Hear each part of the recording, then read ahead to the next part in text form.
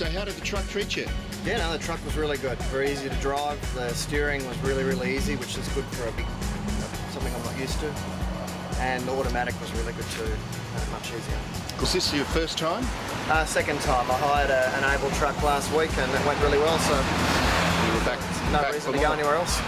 Yeah, no, the trucks are a good value. I don't think you can get anywhere near as good value anywhere else. I have rung around to a lot of other companies and they were all quite a bit more expensive.